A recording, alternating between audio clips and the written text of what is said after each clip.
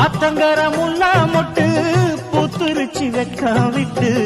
ஆசையில தொட்டு புட்டேன் நெஞ்சுக்குள்ள ஜல்லிக்கட்டு புடிவாரமானே ஒரு கடிவாளம் போட்டேன் மலை நாட்டு தேனே ஒன்ன மடி மேல சாச்சேன்